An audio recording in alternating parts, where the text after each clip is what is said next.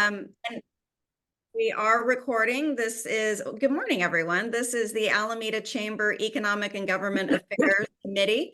And I'm Becca Parada, your host, and we are excited to have a couple of wonderful guest presenters talking about climate. It's on everyone's mind all the time, and a lot of great work is being done right here in Alameda. So I wanted to make sure everyone was aware of it. We do have our mayor joining us this morning, and I think I also saw Councilmember Jensen, so thank you for joining us. And we're going to go ahead and get started.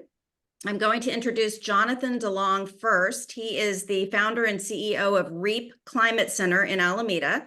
And if you're not familiar with REAP, you really need to know about it. Take a tour, go visit. It's very exciting, and Jonathan's going to tell us more.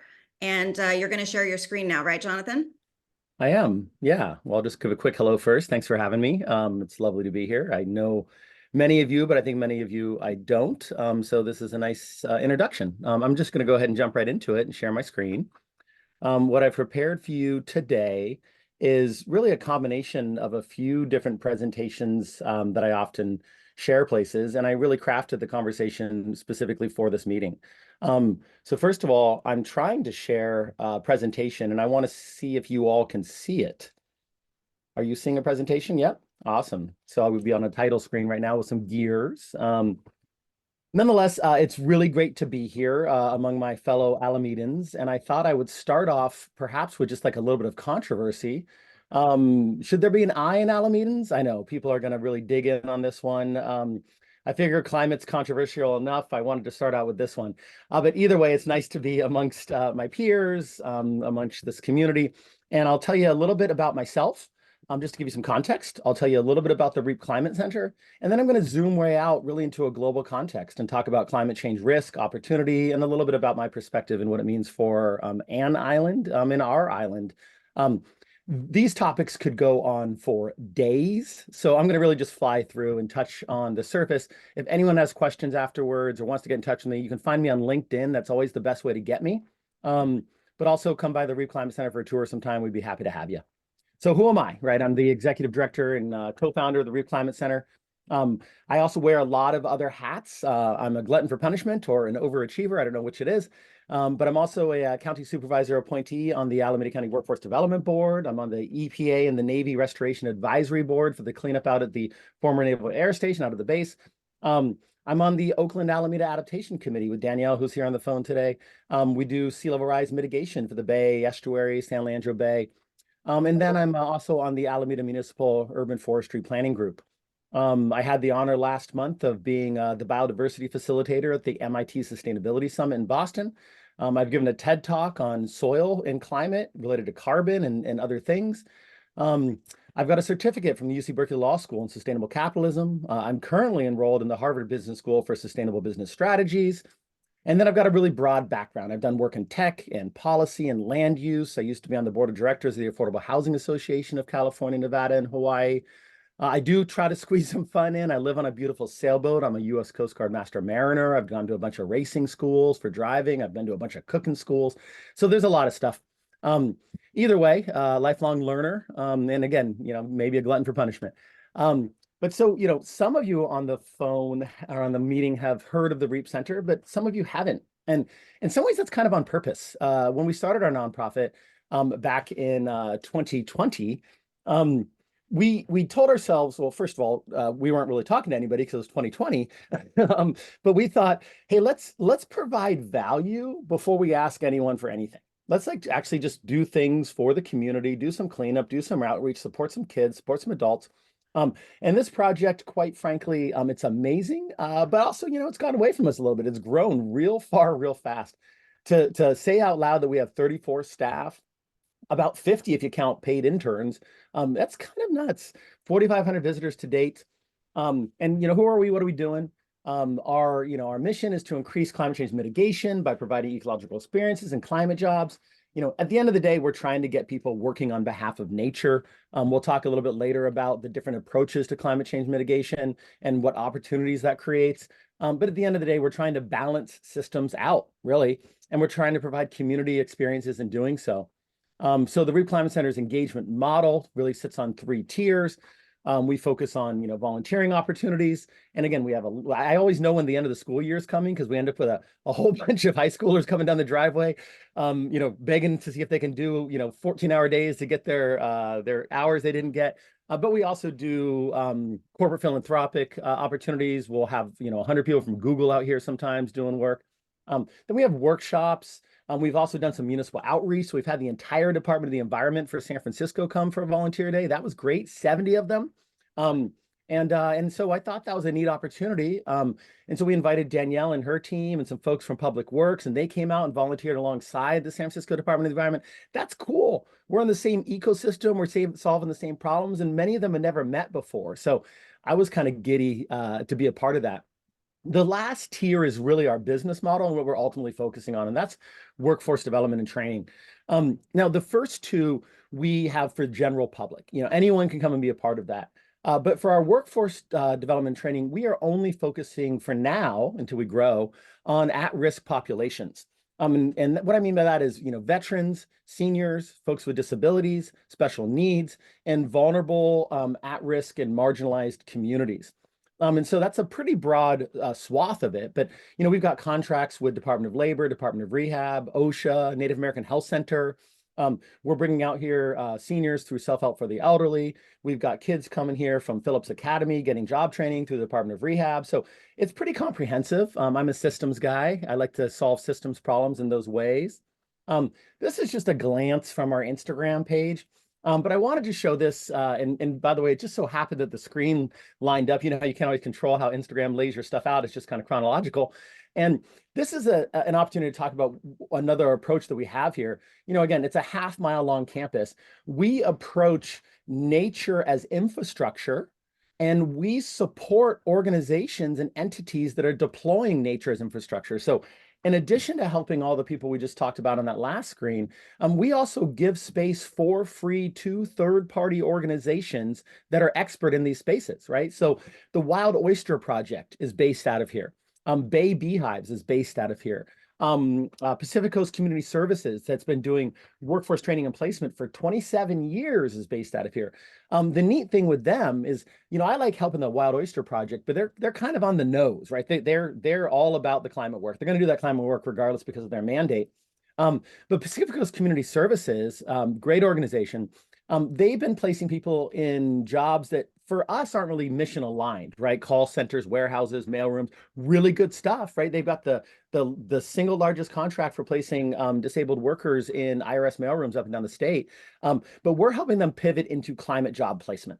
And so I'll talk more later about the opportunities associated with climate change mitigation, and also try to highlight that, every job can be a climate job if you look at it through the right lens. But if that was a glance, here's an example, right? So we've got a partnership with the Native American Health Center. It's taken several years to kind of come into community, to build trust, to provide value in a meaningful way. And right now we have an ongoing internship program for Native youth to learn Indigenous value-aligned work, right? And that's amazing. What's also amazing about it is it's fully funded through the San Francisco Department of Office, the Office of Economic and Workforce Development. That's amazing. So the fact that we got a waiver from San Francisco to fund a program in Alameda for San Francisco residents and Alameda residents of Native ancestry, 18 to 24 years old, that's awesome. I'm tickled by that. And it's not just learning ecosystem restoration, by the way, employable skill. They're also getting full wraparound services, including a DISC assessment, resume training, interview skills. So we're doing a lot of that other stuff as well. It's not just the one thing, it's a full wraparound service if we can provide it. So it's still hard. We're a nonprofit, but we're making it work. And the fact that we're seeing revenue from services ramp is really important to say. So we want to be on our own bottom through services more than grants and gifts, but it's going to be a balance for a while to come. So again, to say that we have a half-mile long campus, I like to joke that it's a half-mile long of be careful what you wish for, because there's a lot to do.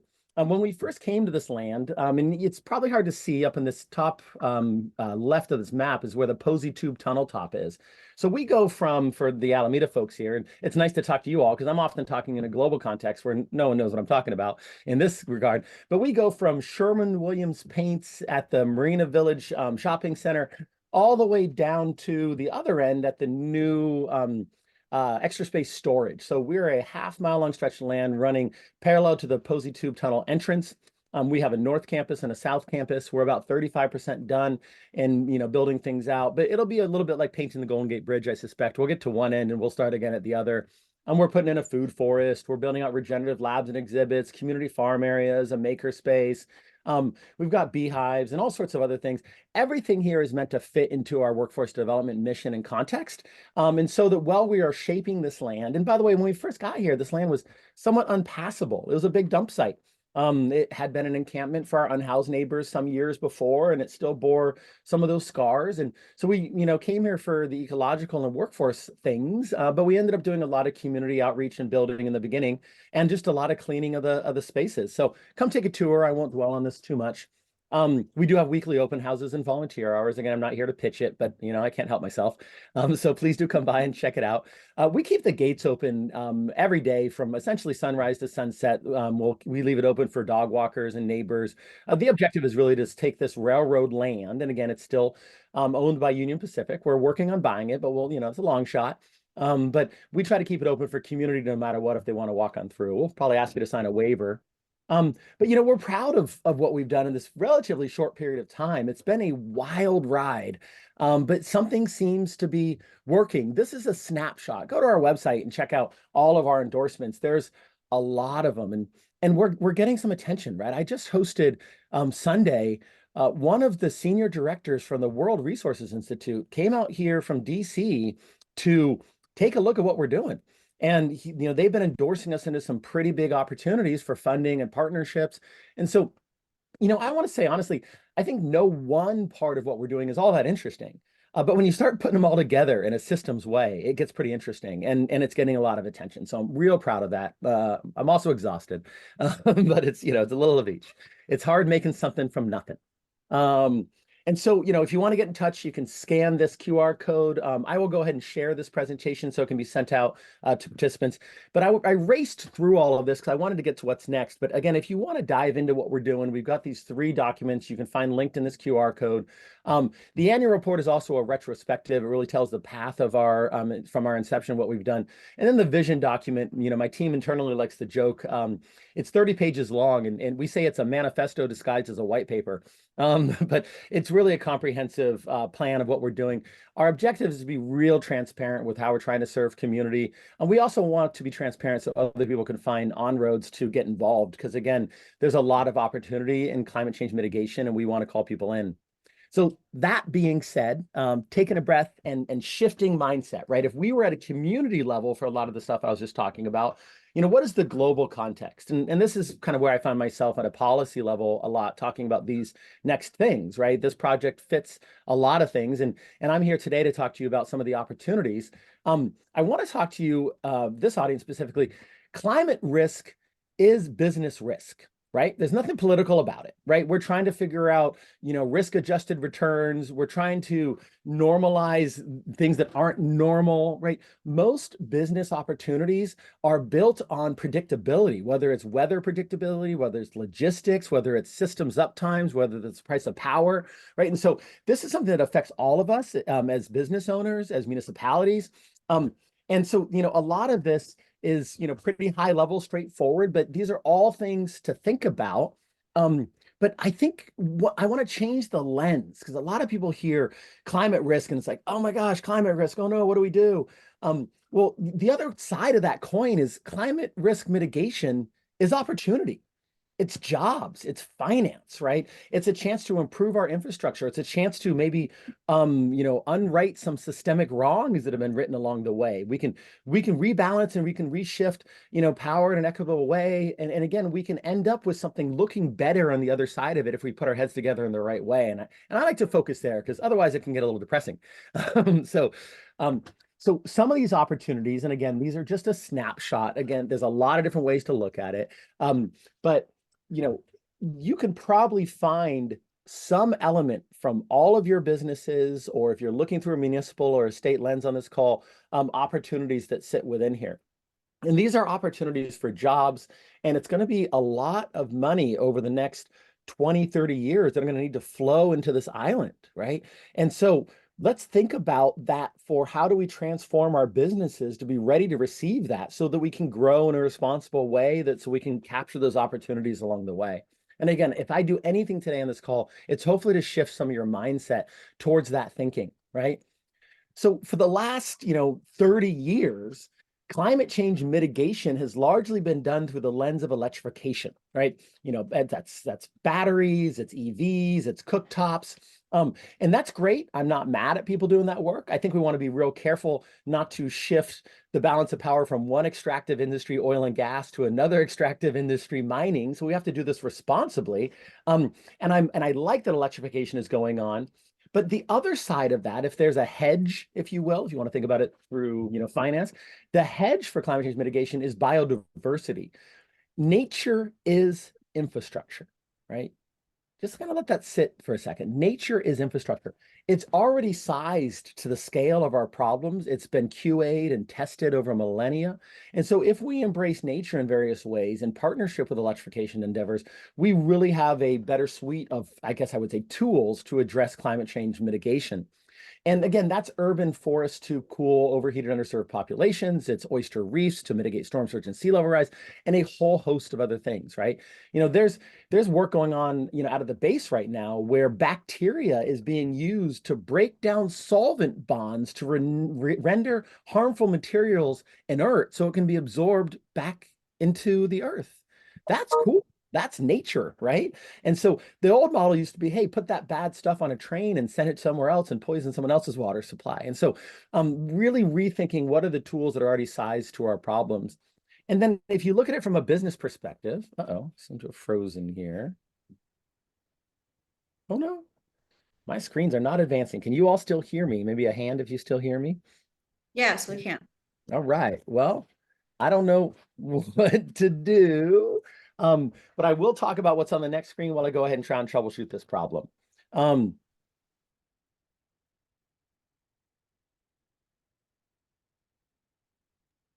you're frozen, at least for me. For everybody. Okay. That. Are you able to hear me now? Yes. Awesome. Cool. All right. Back in action. If we look at the two sides of that coin and we look at how they roll up into the business sector, right now there are climate disclosures that are on and biodiversity disclosures that are going on. It's really businesses trying to normalize and level the playing field between each other to say, how do we solve these problems? And I'm going to fly through the rest of these slides just in an interest of time. But keep in mind that if you're ever looking for how do we maintain compliance or how do we bring biodiversity or carbon onto the books, there are frameworks to help you do that. And I can help make some of that available to you. I guess zooming way out, it's really interesting to get to work with the World Economic Forum sometime. Also, the UN and the International Labor Organization says that by 2030, right around the corner, right, there's going to be 395 million nature positive jobs for $10 trillion in economic value. That's amazing. That's opportunity. If that opportunity is the carrot, the stick in the conversation is currently 1.6 billion jobs today globally depend on healthy ecosystems, right? So if we don't get it right, there's a lot of risk. If we do get it right, there's a lot for us in that. And that's really interesting to think about, right? It all comes back down to workforce. The other thing that's really interesting right now is currently $50 trillion in assets under management globally have electrification, have carbon or biodiversity on their balance sheets in one way or another. And when I say electrification, I really mean carbon, right? And so by having carbon and biodiversity on the balance sheets in one way or another, it reshapes how we think of opportunity. That's almost half of total global assets under management. That is a seed change. And if you start looking at some of the accounting packages like Oracle, SAP, and IBM that provide the financial accounting services or software for like the Fortune 5s and the Fortune 10s and 20s, that are now shipping that software with columns for biodiversity and columns for carbon on the balance sheets. That's a really big change in how we're looking at things. And get ready for it because there's a lot of opportunity in there for us. So, what about Alameda? And I'm only going to barely touch upon this, but I think it goes without saying that we've got an amazing community here. There's a lot of interesting innovation going on. There was just work at the city council the other day, and the mayor made a real bold decision in supporting an amazing gem, which is Natel Energy here. They're doing hydroelectric. They are the global gold standard in responsible, biodiverse, safe hydroelectric generation. We've got a lot of cool businesses. That's one to name many in Alameda. So I think that we have an opportunity here, and let me just level set this kind of as I end. I'm going to read this for you. It's something that I wrote, but it really sits for me. And again, it helps frame the conversation, right? Island nations in municipalities are and will continue to be the hardest hit by climate change, right? That's just a fact. Alameda is California's largest island municipality. California is the world's fifth largest economy. The San Francisco Bay Area is often considered one of the top 3 innovation hubs globally. So this is getting real specific.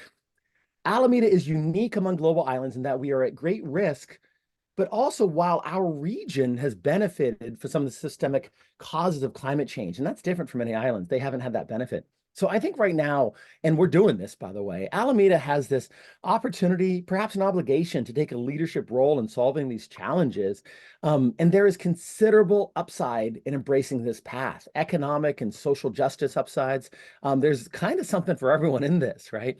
And so, the challenges will largely be solved globally and locally via massive workforce development initiatives. And so that's what I'm seeing at every stack in the value chain. And I'm kind of excited to be a part of it. And there's a lot of reason for us to do this here. And so I'll end with one thought, right? And it's sort of silly. And some of you have heard me say this before, so I'm sorry to be a broken record. But when I was little, my mom used to say, you can only spend the same dollar once. And that stuck with me. And I was like, oh gosh, that's too bad. And I think she was trying to get me to be responsible. And I'm not always responsible still, coming up on 50.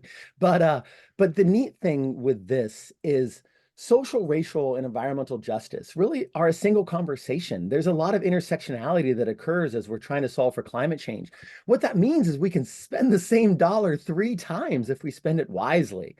And so I want to anchor that in the backdrop of opportunity and what we have here really at our doorstep. So again, thanks for listening to me go on and on. I covered a lot of ground. Come visit us at the REAP Climate Center. Come volunteer, get involved. There's lots to be done. You can scan this QR code, but again, I'll share this presentation with anybody. And thanks for listening.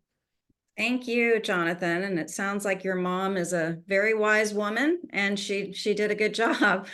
Incredible work. I am going to open it up to questions for you just because I know you have to hop off. And by the way, you did get it right the first time. It's Alamedans. There's absolutely no I. So does anyone have a question for Jonathan before he has to leave us? And then we're going to turn it over to Danielle. Feel free to raise your hand or just jump in. And I'm sorry to run off on you. I'm actually going to the same place Danielle's going next. And I'm just going a little bit before her. So we're tag teaming a lot of stuff today. Okay, well, thank you again. It's incredible work. And you're right, Alameda does have a lot of really innovative companies doing this kind of work here on the island, and they're working with you. Oh, let me check the chat. There might be a little something in here for us. So Jonathan, I can't get into the chat. Madeline, is there anything that we need to see in the chat? Let's see here. Oh, great job and lots of applause. Oh, that's nice. Thank you, everybody. Oh, actually, I had a quick question. Sure. Hi, Jonathan. I wanted to find out, I know a number of people who are interested in volunteering. Do they just go through your website? Yeah. In our navigation, there's a volunteer page. It'll tell you all about it, what to wear, what to bring. But it's first come, first serve, and we'd never really turn anyone away. So it's first come, all serve during our volunteer days on Wednesdays from 2 p.m. till sunset roughly, and Sundays from 10 a.m. Till around sunset. And we've done that every week, twice a week since we got started, rain or shine, before we even had any fences. We've just always been about embracing community and getting people involved. Okay, great. Thanks. Sure, absolutely. Yes, and I encourage everyone to visit. It's a really exciting place. Okay, Jonathan, thank you. Sure. Thank you. I'll stick around for On a to few the minutes. next. Thanks for everything you do. Sure. Appreciate Thank you. you. Okay, and next we have Danielle Mieler with the City of Alameda. Danielle is Alameda's Sustainability and Resilience Manager. She does a lot of work with Jonathan, and I'm going to turn it over to you, Danielle, to tell us more, please. Good morning, everyone. Thanks so much for having me. It's a real pleasure to be here this morning. Jonathan covered so much ground. So I'm going to focus a little bit more on what we are doing, what city government is doing to address climate change and adapt to climate change and sea level rise. So I will pull up my slide here. As Becca said, I am the Sustainability and Resilience Manager. I also am an Alameda resident. I have 2 young boys here, and just really love living on this island and being part of this really wonderful community. So I'm going to talk a little bit about, as I said, our climate action and resilience work that we're doing here in Alameda. We have adopted a climate action and resiliency plan. My primary role in the city is to implement the plan. It has a goal of reducing our emissions, technical language, 50% below 2005 levels by 2030. But I think the big goal is net zero emissions as soon as possible and adapting to climate change. We have impacts from flooding and sea level rise and groundwater rise, drought, extreme heat, as we see sometimes. Sometimes we have bad air quality from fires. Also still have earthquakes and liquefaction that we need to deal with and prepare for. So this plan kind of covers both sides of the equation, both how we can reduce the impact and reduce our contribution to climate change, and as well as how can we prepare ourselves for those impacts that we are already seeing and are going to continue to see. We are embarking on a 5-year update. It's been almost 5 years since CARP was adopted, so it calls for us to do kind of a mid-cycle update. We're calling it our adjustment. We're not rethinking everything, but we are doing a greenhouse gas inventory, looking at our emissions from 2022. We're looking at the things we've accomplished over the last 4 or 5 years. We're doing an update of the plan's vision and strategies and objectives. We're doing a lot of community engagement, and then we're going to be focusing on action plans. This is a 2030 plan. So we're about halfway there, and we just really want to make sure that we finish strong and accomplish all of the goals that we set out in the plan. So Alameda's emissions, this is our 2018 emissions inventory. So we are doing an update. We haven't completed it yet. But at that time, we're looking forward to having 100% clean energy from AMP. That was a huge deal. And as a result of that, all of our emissions in Alameda come from transportation, from basically driving personal vehicles around Alameda. It's about 70% of our citywide emissions. And the remaining emissions comes from natural gas use in buildings, now that our electricity is 100% carbon free. The other 3% represents water, wastewater treatment and transmission, as well as waste. So we have some actions there as well.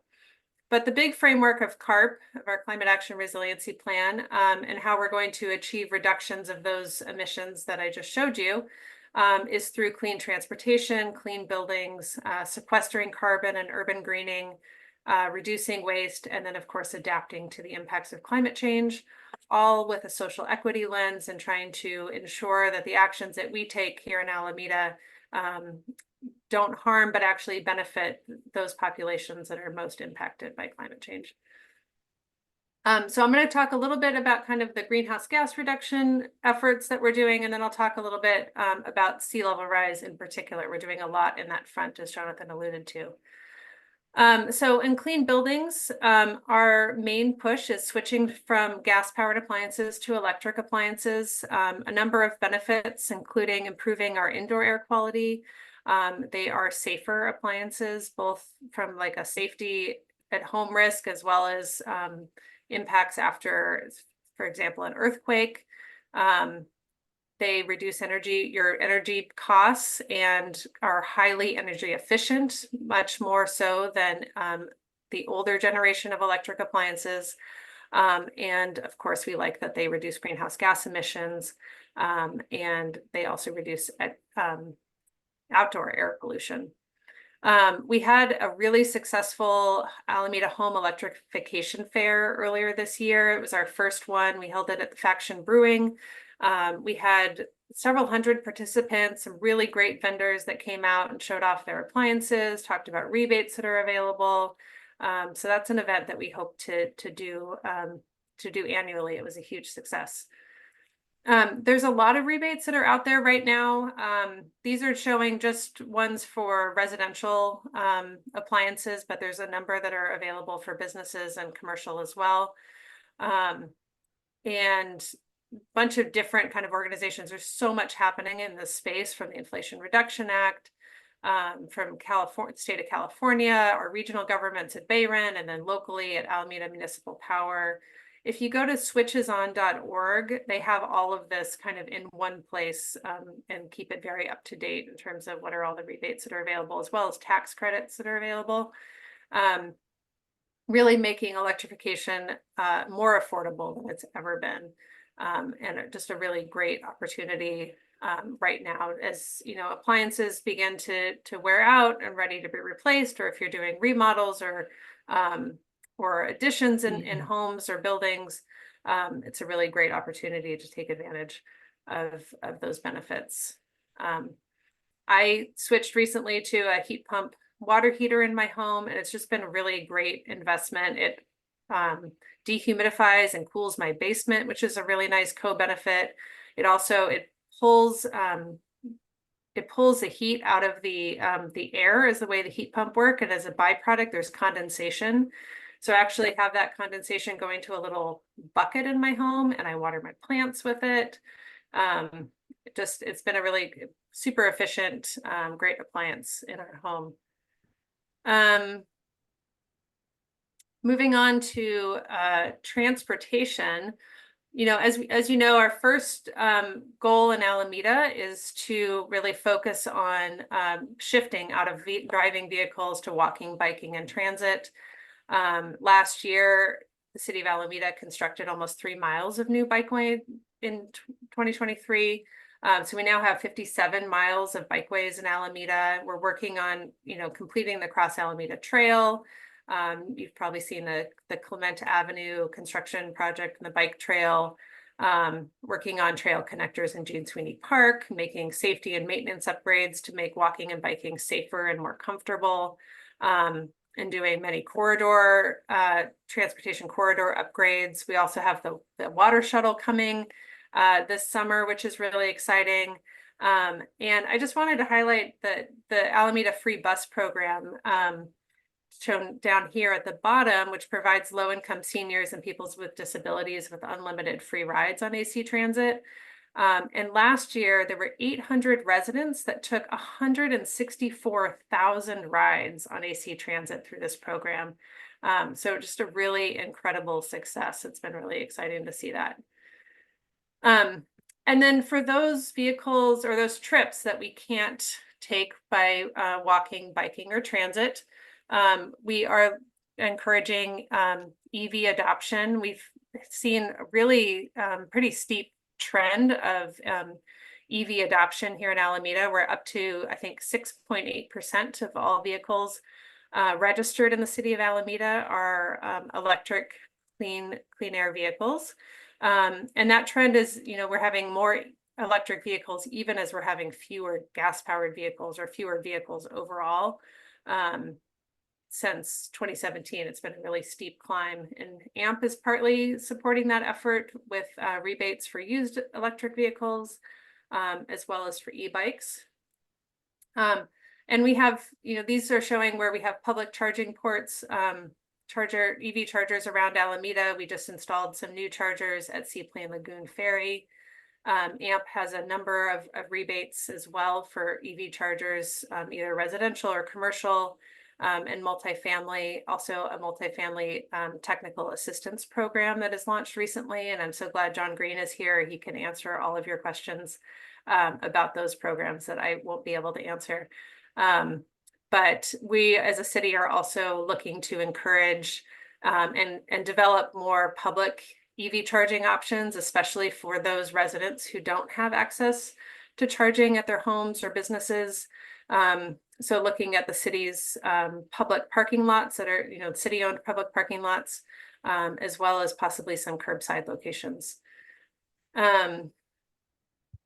Just moving, let's see, moving right along. Jonathan also mentioned that we are developing an urban forest plan. We're continuing to plant more trees in Alameda. We're developing this urban forest plan, which will be coming out and sharing with you in the near future. Other urban greening efforts that we're undertaking, applying compost in parks and open spaces, reducing our water usage, and really helps draw out carbon from the atmosphere and bring that into our soils is a really important component of climate change mitigation. And for those of you who don't know, we have a compost hub at the Maker Farm, which is out on Alameda Point near Plowshares Nursery. Free compost, you show up with a bucket or a bag and you can just fill it up and bring it to your home. And then you probably also have seen the new drought tolerant landscaping at City Hall and now City Hall West. It's just really beautiful and a great way for us to demonstrate kind of the benefits of drought tolerant native plants and landscaping that really use a lot less water. This is just showing, we did as part of our urban forest plan, a canopy cover assessment, looking at where we have the most trees in Alameda. So kind of where the trees cover the land, the tree canopy covers the land. Citywide, we have an average of about 11.2% canopy cover, but it varies very significantly from a high of, I think we've got almost 20% kind of right in central Alameda, 17% on Bay Farm, but down at Alameda Point, only 5%. And some of our really corresponds pretty closely with income. And so we've developed a priority planting analysis looking at where, if we're going to be investing our money in planting trees and expanding the urban forest, we want to do that in a way that brings additional canopy to those neighborhoods that lack canopy today, because there's so many benefits besides the trees of cooling and just having access to nature that we want to ensure are provided to all of our residents in Alameda. So I'm going to turn now to kind of the resilience half of our climate action and resilience plan. This is also our city's local hazard mitigation plan. That's important because it's approved by FEMA, and it ensures that we are eligible for increased federal funding after disasters. So that's a plan that we adopted a couple of years ago, and it is also going to be part of the update of the climate action and resiliency plan, is to kind of combine those two planning documents into really one more single streamlined document. So that's our strategy for how we're going to address natural hazards and adapt to climate change. And I just think it's really important to reiterate that the success of how we do that is really closely tied to our ability to reduce our greenhouse gas emissions. So those are really two sides of the same equation. And we, as we all know, global temperatures are rising very significantly, leading to increased heat and climate change. And that really impacts our entire water cycle here in Alameda. So we've been talking a lot about sea level rise as a result of warming temperatures. But sea level rise also, or warming temperatures, also impact the precipitation kind of pattern. So we're expecting a lot more significant rain over shorter periods of time. And we've seen some of that with some of the recent storms, like over New Year's a couple of years ago, when we just get really intense rainstorms over a short period of time, and our storm drain system not designed for that level of intensity.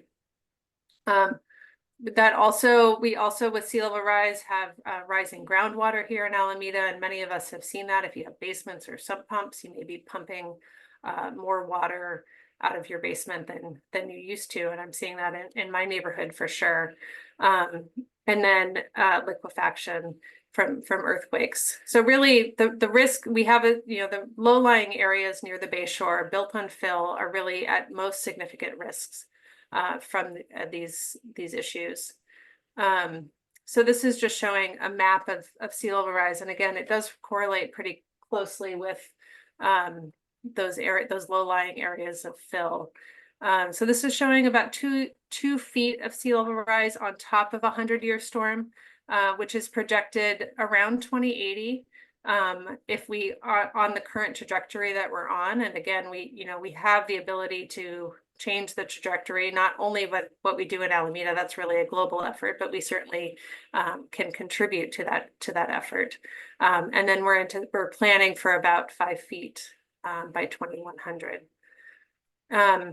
Looking at our groundwater rise map, some of you may have seen this before, but as the sea level rises, we also have higher groundwater issues, which can cause issues with flooding, but also corrodes and damages underground pipelines and roads, and can release soil contamination that's currently above the groundwater table and can exacerbate liquefaction and earthquakes.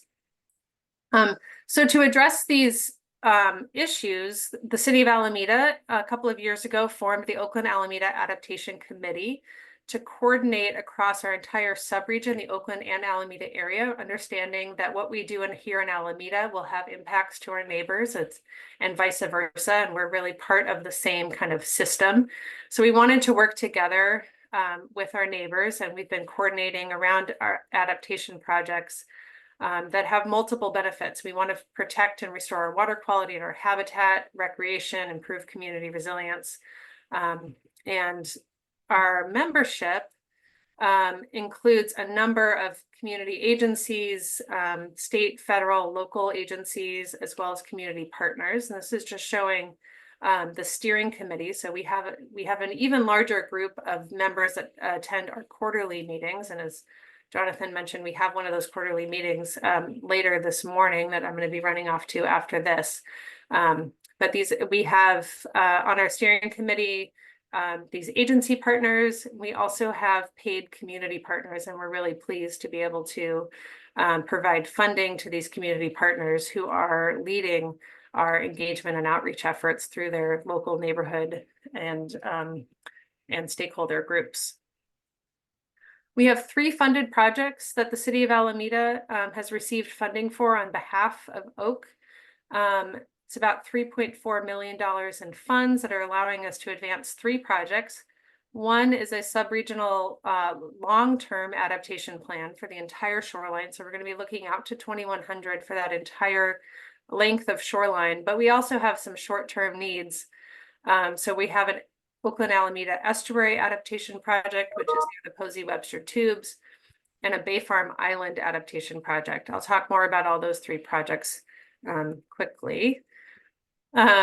So for the sub-regional plan, this again, long-term plan, we're identifying actions that we want to take over time to protect our communities. And this is not developing a definitive plan for 2100, but we want to be able to make sure that we're making decisions today that facilitate and allow future decision makers to have options and to be able to continue to create the kind of shoreline that we want to see in Alameda and not be, a walled off community. We want to have access to the water. We want to enjoy nature and enjoy recreation. And so we want to make sure that we're kind of thinking ahead to what that might look like in 2100 so that when we work backwards, our short-term decisions are kind of building up to that longer term outcome. So we have funding for this from the San Francisco Estuary Partnership and the National Fish and Wildlife Foundation. And then again, we're going to work on 2 kind of shorter term projects. These are areas that have significant low spots today that are vulnerable to flooding in the near term. And so this project funded by Caltrans is looking at both the Oakland and the Alameda side of the Posey Webster Tubes in the Jack London Square area and developing some alternatives for sea level rise protection, some draft concepts that we can bring to City Council and to the public for review. And then Bay Farm Island is another area where we have a number of low spots that we're looking at. The Veterans Court area, the lagoon outfall, those 2 blue dots shown there. And then really the entire northern shoreline of Bay Farm Island is low spots. We're seeing erosion there today. And so we want to develop some alternatives and concepts, again, that we can bring forward to the public and city council for review as we start to move some of these short-term projects forward towards kind of a longer-term strategy. One of the unique things about Bay Farm Island, and one of our goals, is to bring some of these lagoon properties out of the 100-year floodplain where they're paying flood insurance. And so one of the unique things about Bay Farm Island is that flooding comes from multiple locations, both in Oakland and in Alameda. And in order to address that flooding issue in Alameda or in Oakland, all of the flooding locations have to be addressed. We call it a hydraulically connected system because the water is coming in multiple directions. And FEMA says, you know, we need to address the whole thing as a system.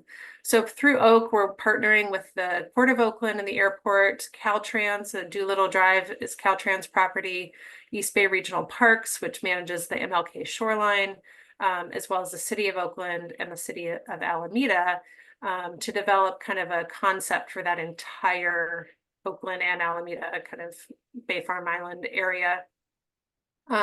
We applied recently for a $55 million grant from FEMA to develop this kind of 6-part solution that addresses both the flooding as well as mitigating some of and protecting the habitat with wetland enhancements, and looking at nature-based solutions for the northern shoreline as well as along Doolittle Drive. And then we want to have benefits both to Alameda and Oakland populations. So that's the lagoon improvements as well as this neighborhood Columbian Gardens in Oakland, where we're looking to do some green infrastructure improvements and address some of the kind of nuisance flooding that they have there from some of the creeks and tributaries along that neighborhood. So we're really excited about the potential for this project. It's a pretty significant lift, but we have some really great partnerships that we've been developing over the last few years with these partners, and we really think that this kind of bigger scale is the right way to go, and it's the best opportunity for us to try to bring some of these Alameda properties out of the floodplain. So we're hoping to hear about that grant over the summer sometime.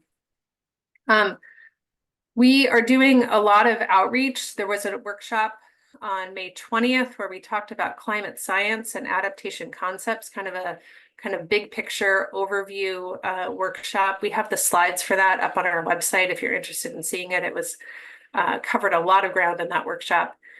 We're going to be coming back July through August and looking at some kind of more location-specific workshops. So we're looking at one on the Jack London Square side, one on the Alameda Posey Webster Tubes area.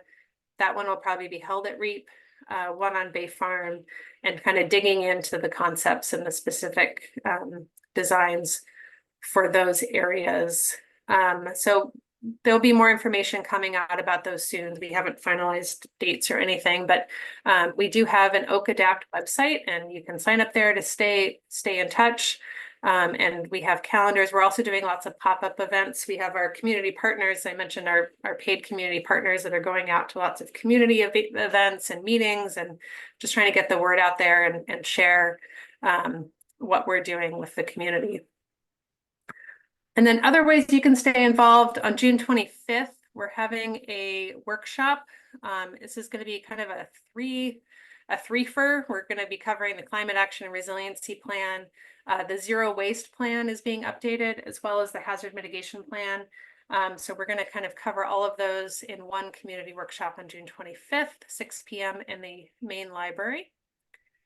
And then other ways to stay in touch. We do have a sustainability mailing list. You can subscribe on our website. You can go to the city's website, and you can always email me. And I'm, with that, happy to take any questions. Thank you, Danielle. Wow, that's a lot of information. I feel like we could spend another hour or so. I really appreciate this. So does anyone have any questions for Danielle?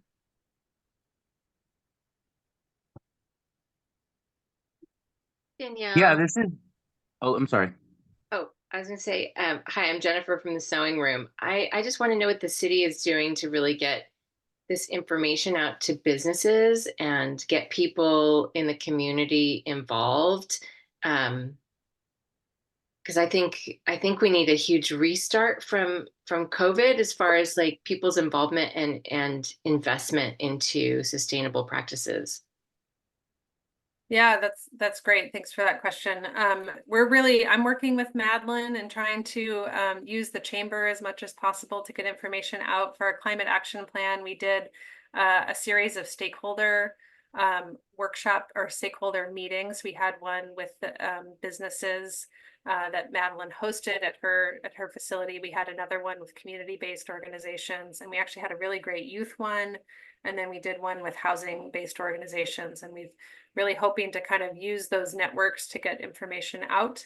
And there's a lot of workshops coming up, and we're really doing our best to get the information out. If there's other ways, and I'm sharing all that information with Madeline to share out through the chamber network, but if there's other suggestions you have, I'm very open to that. I do have a suggestion.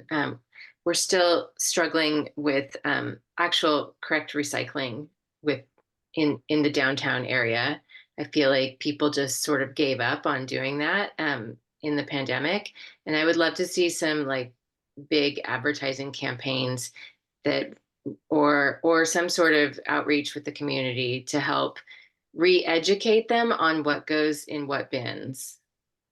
Maybe ads on through the theater, all sorts of things that we've done prior, but I feel like there's a big malaise as far as all of that's concerned. Absolutely. We have a zero waste team in Public Works in Alameda that's really focusing on the recycling and composting.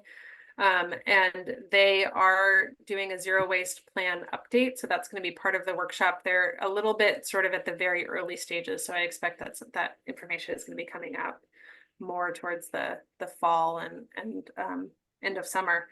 But I think ad campaigns and those suggestions really, I'll definitely pass on to them. Okay, thank you for that.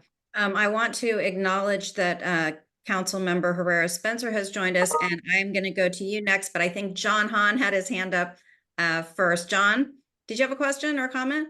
Yeah, thank you, Rebecca and Jennifer. Thank you for that question because it's a great transition into what I wanted to bring up, and that is on the community partners slide. I don't recall seeing any of the waste management companies on there, and I was wondering, have we considered adding them to the conversation? Because a lot of the problems with recycling is that they just don't have the infrastructure to support it. For example, composting and things like that. We can't compost a certain type of compostable because the infrastructure doesn't exist. Have there been any conversations with ACI or waste management in this area? I think it sounds like Becca, maybe a zero waste recycling topic. I'm not the zero waste recycling staff. I'm obviously very interested in that, but that might be a really good topic to bring to this. I love that idea. I will follow up on that for sure. Okay. So Councilmember Herrera Spencer. Madeline, can you stop the screen sharing because I can't see everybody? Please. No, I just wanted to get it done. Just give us a second. Okay, thank you. Okay, so Councilmember. Thank you, Becca, and thank you, Danielle. In regards to, and Jennifer, your comment in regards to how do we get more businesses involved, I was gonna, you may be doing this already, reaching out to our business districts also. A lot of our businesses are not part of the chamber, as much as we encourage that, right? Great, thanks. Thanks. Thank you. Okay, David, you have a question or a comment. I'm just wondering, El Cerrito has a really cool sort of reuse recycling center And I was wondering if Alameda might be interested in putting something together like that as well, because it seems like a really effective way to, reuse items and engage donations and things like that. Thank you. Yeah, thanks. I think that's a great suggestion. It is.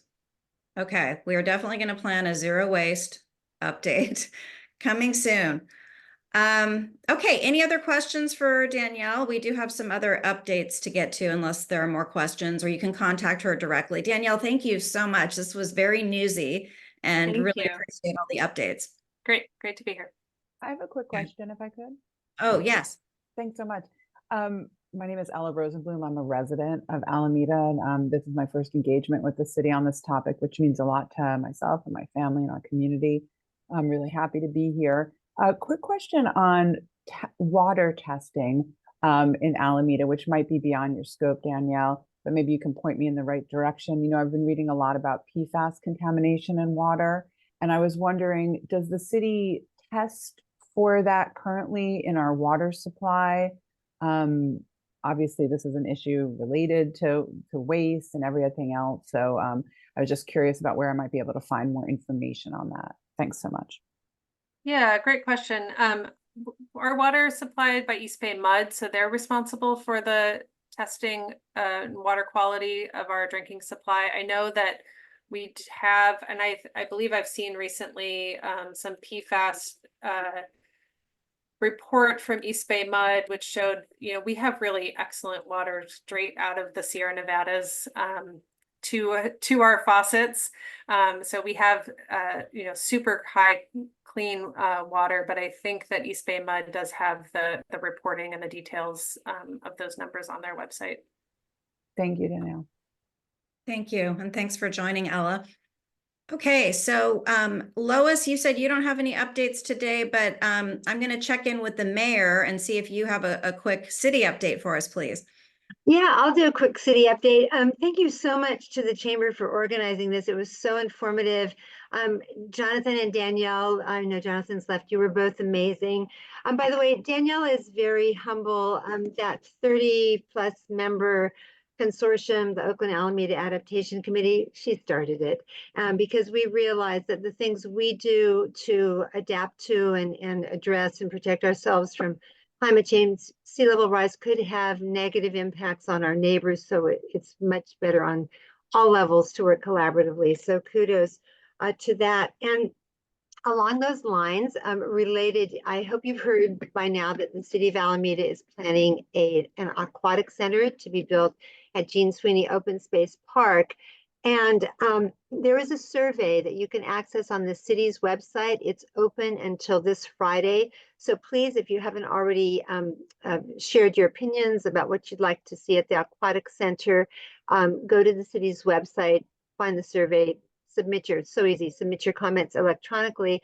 And Danielle and I have recently met with a company called Engie that works to transition municipalities from fossil fuel-based energy to renewable resources. And one of the things, I just did a field trip with some city staff down to a couple of pools that are being built on the peninsula that are heated by electric heat pumps, not fossil fuel powered generators. So we'd love to see that in Alameda. And Danielle, I was really taken by Menlo Park's, the sunshades over their aquatic centers.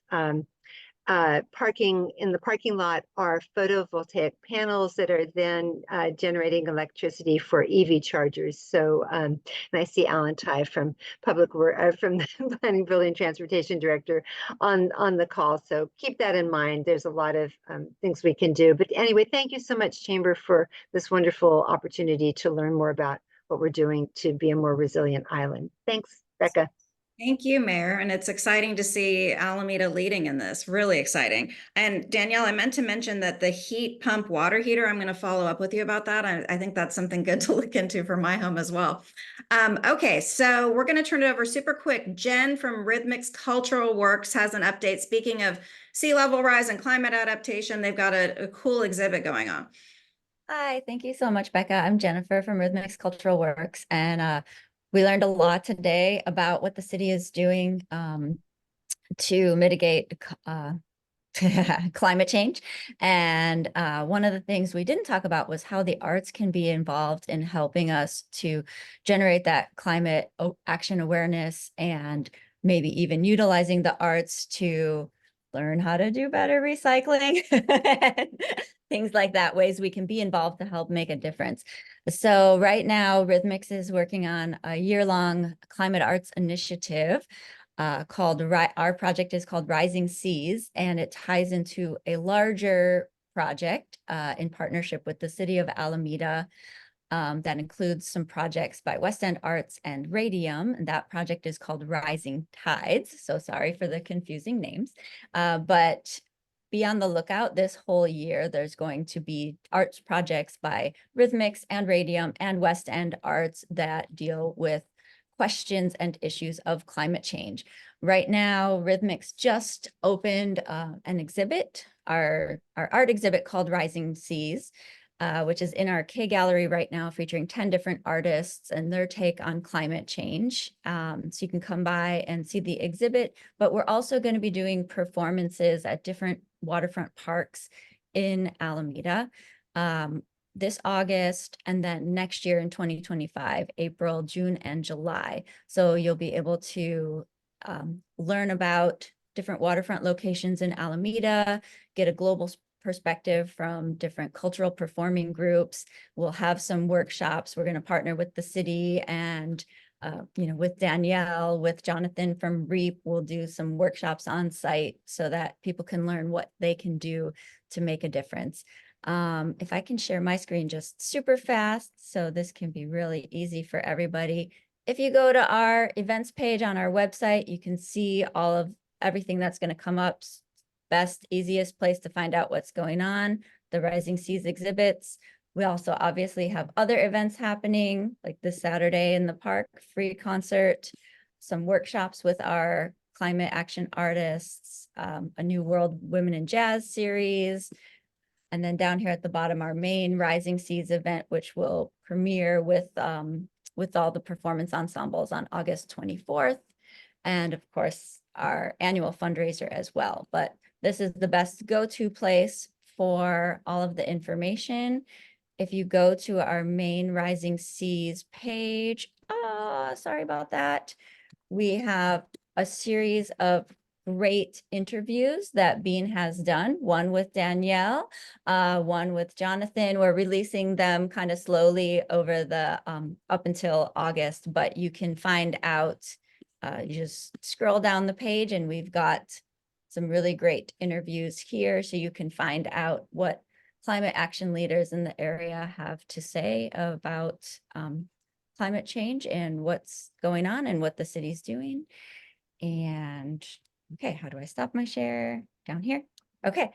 Sorry, I know the meeting's at an end, so I just wanted to just like throw that all out really Yeah, fast. that's great. I didn't know about that Rising Seas, those interviews. That's terrific. Thank you. Yeah, absolutely. So a lot of resources. We'll have a lot of stuff coming up, but we're trying to integrate as much as possible with the city. We're going to work with the Alameda Housing Authority also to do some workshops at some of their locations as well. So there will just be a lot of things, a lot of really great things coming up. So stay in touch, get on our mailing list so that you can know about it, and just keep checking back on our website and reach out to me if you have any questions or ideas. Jennifer, we can connect maybe about setting up some like how to recycle workshops, because it always changes and it's different from city to city too. So, you have to learn how to do it based on the facilities at your location where you live. Right, So, absolutely. Okay, Jennifer, thank you so much.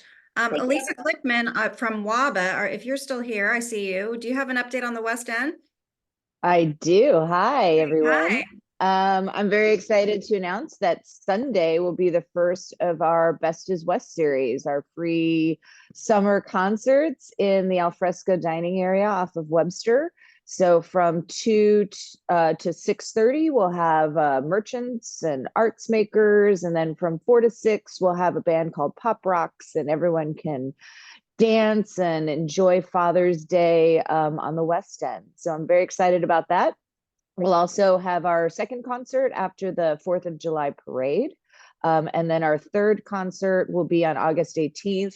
We are now looking to extend the program through September, October. So I'm very excited about that. And we're just working really closely with the city to solve whatever problems our merchants are having on Webster. So it's been a really extraordinary couple of months trying to put all of this together. Thank you. So glad Thank to have you. you. And Thank happy you. Father's Day, by the way, to all the dads and granddads out there. Absolutely. Okay, so Kathy Weber, what's happening on the East End? What's happening downtown? So for downtown, we have our rock and roll beer stroll coming up on June 22nd. Rhythmix is actually our nonprofit partner on this. So it's a great way to kind of stroll the district and enjoy everything that's happening. And then we also have the Art and Wines Fair coming up on July 27th and 28th. And also just sharing with Danielle that we both, Elisa and myself, are great resources for reaching out to our smaller business community, and we're happy to share information with folks. So thank you. Appreciate it, the conversation today. Thank you. Okay, that leaves you, Madeline, to close us out, please. All right, good. So this Friday, our mayor will be doing the graduation ceremony for Leadership Alameda Group. I know many of them are on the call today. And there'll be a project presentation with Danielle, Jonathan, and Amy Woodridge as judges for the group projects, which will be great. But then the next class starts on September 12th. Applications are open now, already online. We have a good turnout already, which is great. And then save the date long term. September 26th is our annual Alameda Economic Forecast. It's going to be hosted on the Hornet, 11 to 1 brunch. Tickets are open now to purchase, and tables as well. But I just want to make sure that I thank the mayor very, very much, because she's taking time from her busy schedule to come and do the official ceremony for our graduate group today. Thank you so much for Friday. I appreciate it. That's My what I have. pleasure, Madeline. I always enjoy that. Thank you. Okay, thank you. So we will meet back here on Wednesday, July 10th. Our speakers are going to be a surprise, so stay tuned for more information about that. And in the meantime, enjoy the start of summer, and thanks everyone for joining this morning. Thank you, everyone. Bye. Thank you. Thank you, Becca, for an amazing job chairing this committee. I appreciate it very, very much. Oh, it's fun for me. See you Good. all on the 4th. Thanks, See you. Becca. Bye. Okay. Yes, July 4th. That's right. All right. We're done. Okay.